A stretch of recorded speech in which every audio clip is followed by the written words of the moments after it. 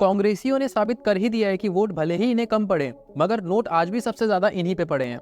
कांग्रेस ने प्रूफ कर दिया है कि सरकार भले ही हमारी 4 राज्यों में ना हो, सांसद भले ही हमारे 50 चुनकर भी ना हो, मगर सबसे ज्यादा नोट तो हम ही गिन रहे हैं। कांग्रेस के राज्यसभा सांसद धीरज साहू के यहाँ पर रेड पड़ी है और अब तक इस रेड में 350 करोड़ रुपए मिल चुके हैं। ये इनकम टैक्स के इतिहास की सबसे बड़ी रेड मानी जा रही है और कांग्रेस की ये गौरवशाली परंपरा सालों से चली आ रही है। ऐसा देश जहाँ आज भी बड़े पैमाने पर लोग जरूरत भर का भी नहीं कमा पाते, छोटी छोटी बीमारियों में बिना इलाज के मर जाते हैं, कुछ 100 रुपयों के लिए दिन रात मजदूरी करते हैं, पैसों की कमी के चलते अपने बच्चों को स्कूल नहीं भेज पाते। ऐसे मुल्क में सांसदों को करोड़ों रुपए छिपाकर अलमारियों में रखना इस देश के कानून से ज्यादा उस गरीब जनता का मजाक है। इसी सांसद के इलाके में ऐसे कितने ही माँ बाप होंगे जो त्योहारों पर अपने बच्चों को नए कपड़े तक नहीं दिला पाते होंगे।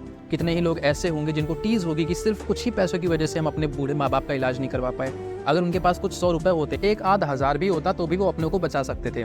और जिस वक्त ये गरीब आदमी अपनी जिंदगी की दुर्दशा पर रो रहा था, उसी वक्त कुछ 100 मीटर की दूरी पर एक सांसद की अलमारी पर रखे करोड़ों रुपए धूल खा रहे थे। क्या इससे बड़ा अपमान लोकतंत्र का हो सकता है? क्या इससे बड़ा पाप एक देश अपने लोगों के साथ कर सकता है? क्या ना, बिल्कुल नहीं कर सकता। हकीकत ये है कि धीरज साहू जैसे कुछ एक ही मामले सामने आते हैं, जबकि बाकी धंधों की तरह पॉलिटिक्स भी एक प्योर बिजनेस ही है। ऐसा बिजनेस जिसमें आप शुरू में इसलिए इन्वेस्ट करते हो ताकि बाद में और कमा पाएं, वरना सोचिए कौन नेता होगा जो सिर्फ जनता की सेवा करने के लिए अपनी जेब से करोड़ों रुपए लगाकर चुनाव लड़ेगा।